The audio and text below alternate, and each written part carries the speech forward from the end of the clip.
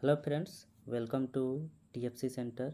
आज के इस लेक्चर में हम लोग बिहार बोर्ड क्लास 10th के जीव विज्ञान के प्रश्नों को देखने वाले हैं। आज हम लोग चैप्टर 5 यानी कि नियंत्रण एवं समन्वयन के जितने भी प्रश्न हैं सभी प्रश्नों को हल करेंगे और यह प्रश्न भारती भवन के बुक से लिया गया है। तो चलिए सबसे पहले हम लोग ऑब्जेक्टिव प्रश्न को देख लेते हैं, उसके बाद अति लघु फिर लघु की तरफ बढ़ेंगे। तो इस बुक का जो है पहला क्वेश्चन है, हमारे शरीर में विभिन्न जैविक कार्यों का नियंत्रण होता है। तो हमारे शरीर में विभिन्न जैविक कार्यों का नियंत्रण जो होता है ये तंत्रिकीय नियंत्रण और रसायन दोनों के द्वारा होता है। लेकिन अगर पादप में बात की जाए तो पादप में सिर्फ रसायन के द्वारा जो है नियंत्रण होता है। तो इसका सही आंसर हो जाएगा ग, यानी कि तंत्रिकीय एवं रसायन दोनों के द्वारा। चलिए अगला प्रश्न देखते हैं। एब्सिसिक एसिड किस तरह का रसायन है? ऑक्जिन की तरह, जिब्रेलिन्स की तरह, साइटोकाइनिन की तरह और वृद्धि रोधक। एब्सिसिक एसिड जो है एक वृद्धि रोधक एसिड है। इसके छिड़काव से जो है ना पौधे की वृद्धि रुक जाती है और पत्तियां जो है ना झड़ने लगते हैं। तो चलिए अगले प्रश्न को देखते हैं। बीज रहित पौधे के उत्पादन में ये सहायक होते हैं। ऑप्शन है साइटोकाइनिन, ऑक्जिन, जिब्रेलिन, ऑक्जिन एवं जिब्रेलिन दोनों। तो क्वेश्चन क्या था कि बीज रहित पौधों के उत्पादन में, तो बीज रहित पौधों के उत्पादन में ऑक्जिन और जिब्रेलिन दोनों सहायक होते हैं। तो इसका आंसर क्या हो जाएगा? घ, यानी कि ऑक्जिन और जिब्रेलिन दोनों। अगला क्वेश्चन है कि इनमें से कौन फल पकाने के लिए प्रयुक्त होते हैं? ऑप्शन है ऑक्जिन, जिब्रेलिन, एथिलीन, साइटोकाइनिन। तो फल पकाने के लिए एथिलीन का प्रयोग किया जाता है। किसका प्रयोग किया जाता है? एथिलीन का, यानी कि ग ऑप्शन सही होगा। अगला क्वेश्चन है, मस्तिष्क का कौन सा भाग हृदय स्पंदन तथा श्वसन गति की दर को नियंत्रित करता है? तो इसका सही आंसर हो जाएगा ऑप्शन ख, यानी कि मेडुला। चलिए अगला प्रश्न है कि इनमें कौन बुद्धि और चतुराई का केंद्र है? तो ऑप्शन इसमें आपको दिया गया है सेरिबेलम, मेडुला, सेरिब्रम और एक लास्ट ऑप्शन है कॉर्पस कैलोसम। तो बुद्धि और चतुराई का जो केंद्र है उस सेरिब्रम को कहा जाता है। किसको? सेरिब्रम को, यानी कि ऑप्शन ग इसका सही आंसर होगा। चलिए अगला क्वेश्चन है कि हार्मोन स्रावित होता है। इसके लिए आपको 4 ऑप्शन दिए गए हैं, अंतःस्रावी ग्रंथि से, बहिःस्रावी ग्रंथि से, नलिका ग्रंथि से और इनमें से कोई नहीं। तो इसका सही आंसर क्या होगा? अंतःस्रावी ग्रंथि से, यानी कि हार्मोन जो स्रावित होता है अंतःस्रावी ग्रंथि से स्रावित होता है। अगला क्वेश्चन है कि एड्रोजेन है नरलिंग हार्मोन, स्त्रीलिंग हार्मोन, पाचक रस या पाराथायराइड हार्मोन। तो एड्रोजेन जो है ये नरलिंग हार्मोन है। क्या है? नरलिंग हार्मोन, यानी कि ऑप्शन क जो है सही है। अगला क्वेश्चन है कि एस्ट्रोजेन स्रावित होता है। इसके साथ आपको ऑप्शन दिया गया है वृषण द्वारा, अंडाशय द्वारा, लैंगरहैंस की द्वीपिकाओं के द्वारा और थायराइड के द्वारा। तो एस्ट्रोजेन जो स्रावित होता है वो अंडाशय के द्वारा स्रावित होता है, यानी कि इसका सही आंसर जो हो जाएगा ख हो जाएगा। चलिए अब रिक्त स्थानों की पूर्ति करें, इसको हम लोग देख लेते हैं। जीवों में जैव कार्यों के सफल संचालन के लिए अंगों का डैश आवश्यक है। तो जीवों में जैव कार्यों के सफल संचालन के लिए क्या होना चाहिए? नियंत्रण एवं समन्वयन होना चाहिए। तो इसका जो है इसमें जो भरना है नियंत्रण एवं समन्वय।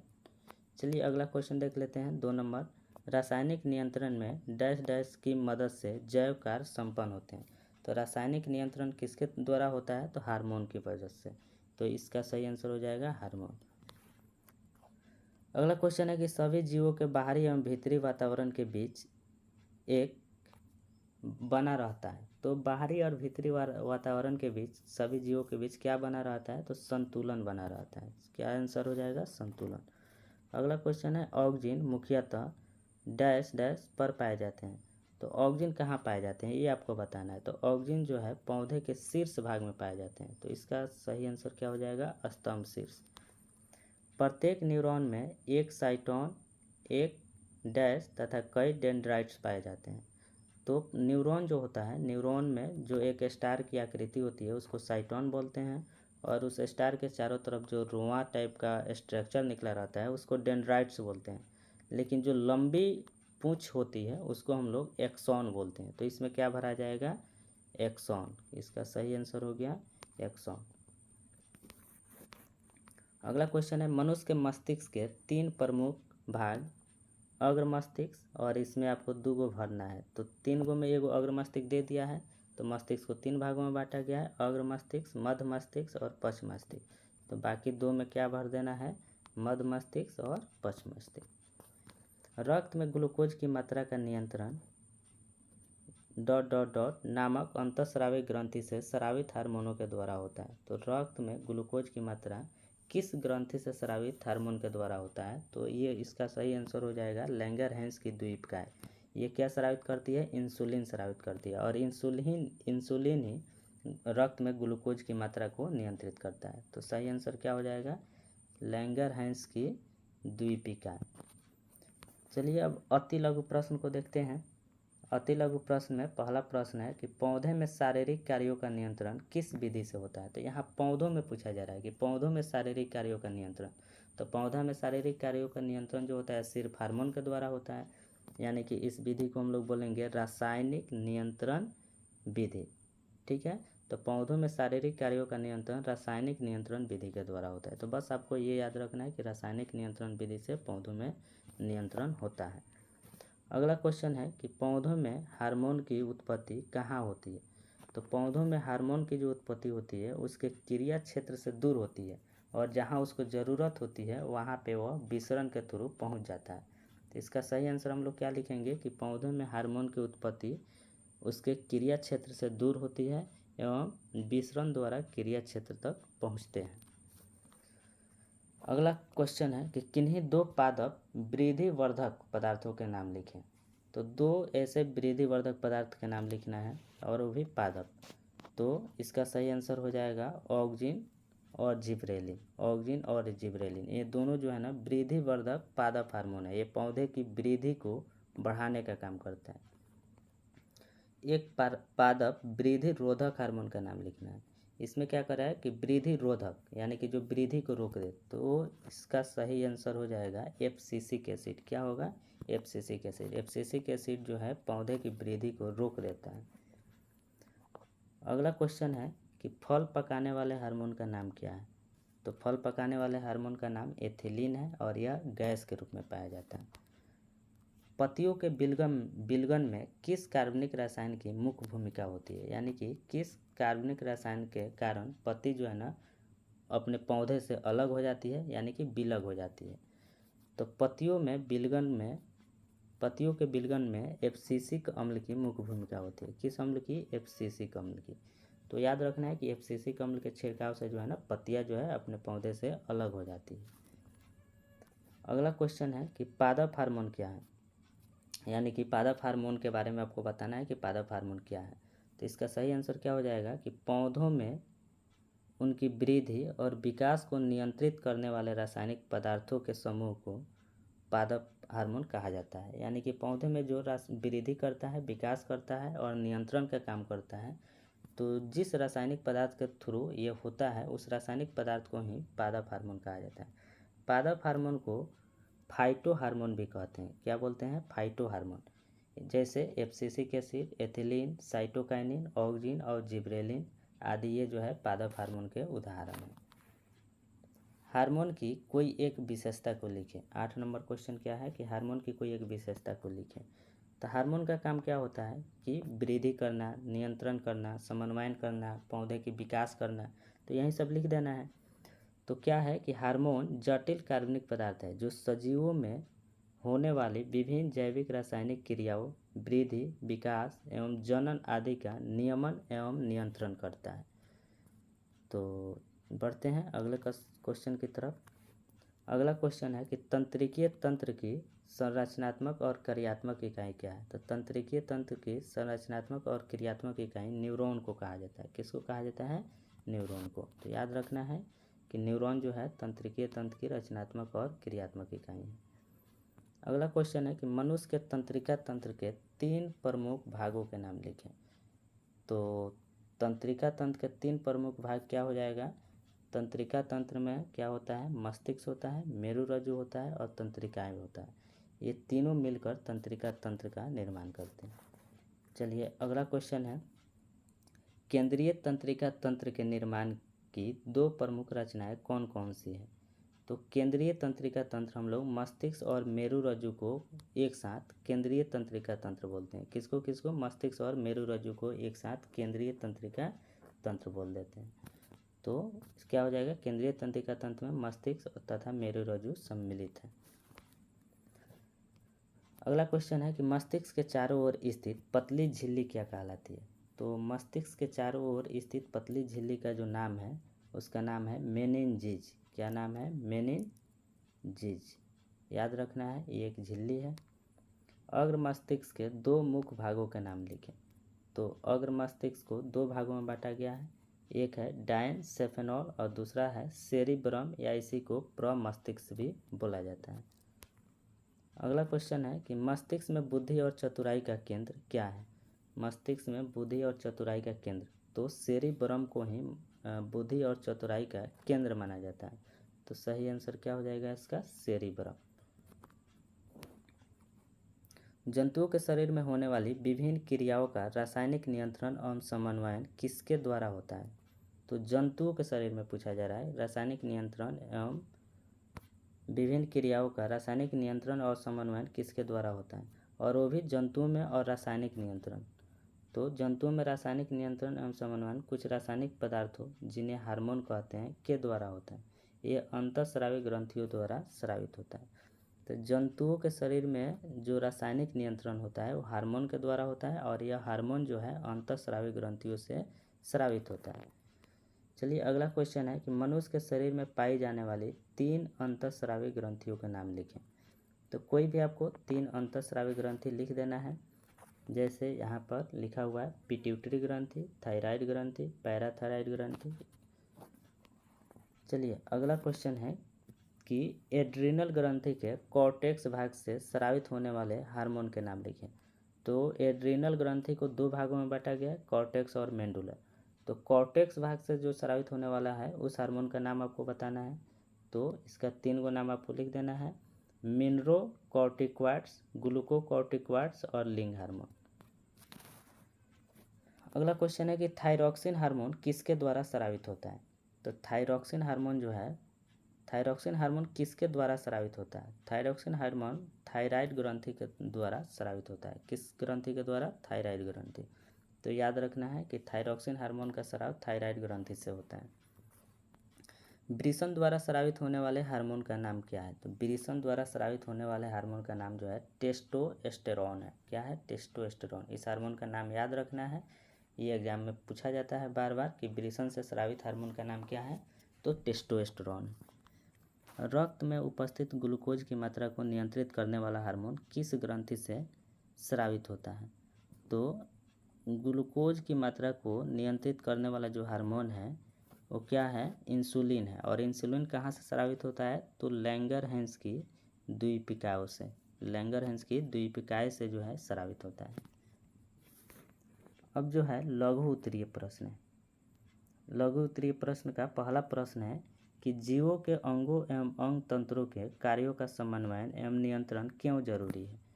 क्वेश्चन ये पूछा जा रहा है कि जीवों के अंगों एवं अंग तंत्रों के कार्यों का समन्वयन एवं नियंत्रण क्यों जरूरी है?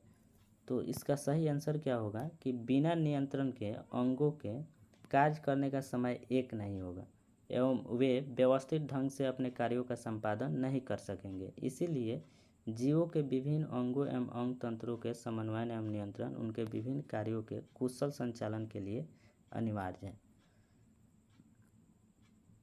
तो चलिए अगला क्वेश्चन की तरफ बढ़ते हैं। अगला क्वेश्चन है कि जिब्रेलिन की मुख्य उपयोगिता क्या है?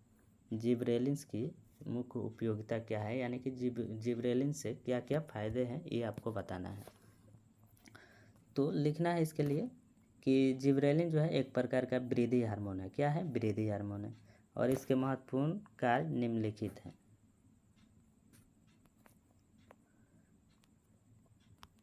पहला जो इसका कार्य है, ये कोशिका विभाजन एवं कोशिका दीर्घन द्वारा पौधे की स्तंभ की लंबाई में वृद्धि करता है।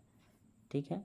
दूसरा क्या काम है इसका कि इसके उपयोग से बृहत आकार के फलों एवं फूलों का उत्पादन किया जाता है। और तीसरा है कि बीज रहित फलों के उत्पादन में ऑक्सीजन की तरह सहायक होते हैं।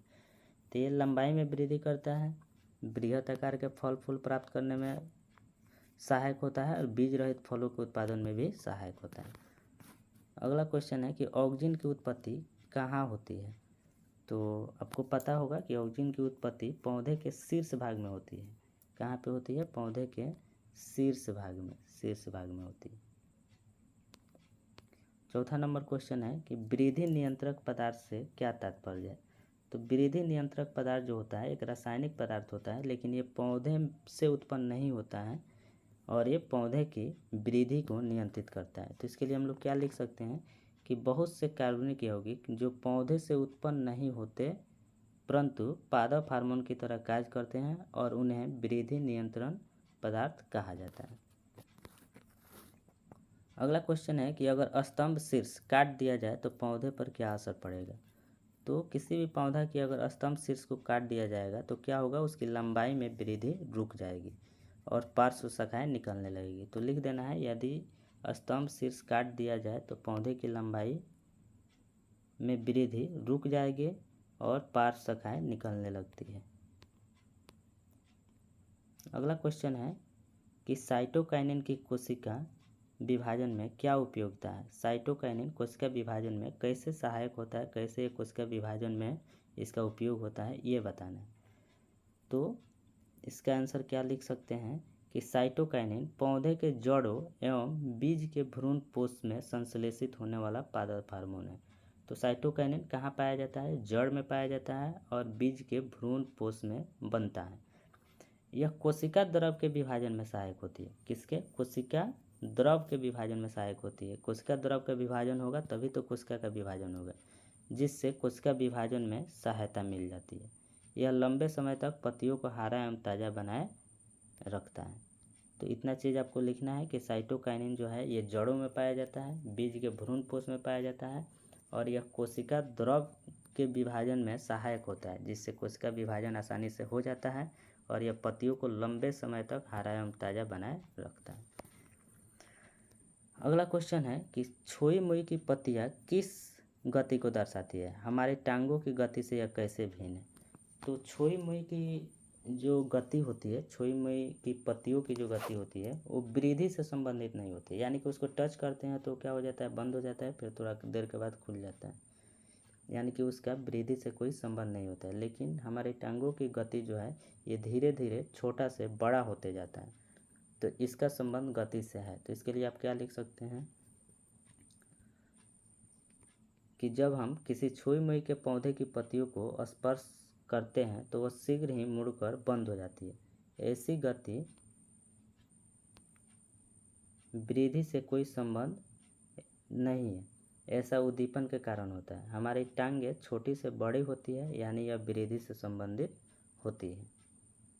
चलिए अगला क्वेश्चन देख लेते हैं। 8 नंबर है कि पौधों में प्रकाश अनुवर्तन किस प्रकार होता है। तो पौधों के अंगों जैसे शीर्ष भाग और पत्तियों का प्रकाश की ओर मुड़ना प्रकाश अनुवर्तन कहलाता है। यानी कि पौधे के शीर्ष और पत्तियों का जो है प्रकाश की ओर मुड़ जाना ही प्रकाश अनुवर्तन कहलाता है। अगला क्वेश्चन है कि जंतुओं के शरीर में स्थित तंत्रिका तंत्र का क्या काम है। तो आपको बताना है कि तंत्रिका तंत्र का काम क्या है। तो तंत्रिका तंत्र क्या करता है, सूचनाओं का आदान प्रदान करता है। क्या करता है, सूचनाओं का आदान प्रदान करता है।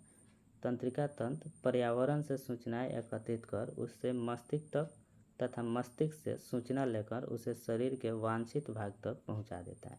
यानी कि उस सूचना को ग्रहण करता है और फिर मस्तिष्क तक भेजता है और फिर मस्तिष्क का जो रिप्लाई आता है उस रिप्लाई को उसके वांछित भाग तक पहुंचा देता है जहां उसकी ज़रूरत होती है। मनुष्य के तंत्रिका तंत्र के विभिन्न भाग कौन कौन से हैं तथा ये किन किन रचनाओं से बनते हैं। तो मनुष्य के तंत्रिका तंत्र के विभिन्न भाग कौन कौन से और ये किन किन रचनाओं से बनते हैं, ये आपको बताना है।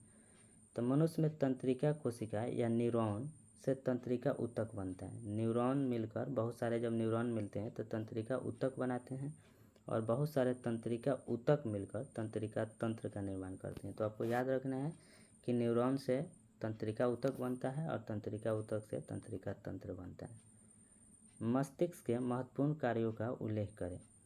तो मस्तिष्क का क्या क्या काम है उसके बारे में आपको बताना है। तो मस्तिष्क क्या करता है, आवेग को ग्रहण करता है और मस्तिष्क में ग्रहण किए गए आवेगों का विश्लेषण करता है। सबसे पहले मस्तिष्क क्या करेगा, जो भी आवेग मिलेगा उसको ग्रहण करेगा और फिर उसका मस्तिष्क में विश्लेषण करेगा। अब ग्रहण किए गए आवेगों की अनुक्रिया, अब विश्लेषण के बाद उसका रिप्लाई देगा, उसका जवाब देगा। और विभिन्न आवेगों का सहसंबंधन कर विभिन्न शारीरिक कार्यों का कुशलतापूर्वक समन्वय करना। यानी कि एक साथ अगर कई आवेग अगर मस्तिष्क के साथ पहुंच जाता है मस्तिष्क के पास, तो उन सभी को सहसंबंधन कर, ताकि किसी भी कार्य में बाधा नहीं आए और सभी को कुशलतापूर्वक जो है ना उसको हैंडल कर लेता है। अगला है कि सूचनाओं का भंडारण करना। कोई भी चीज़ हम जो याद रखते हैं उसी को बोलते हैं कि सूचनाओं का भंडारण करना।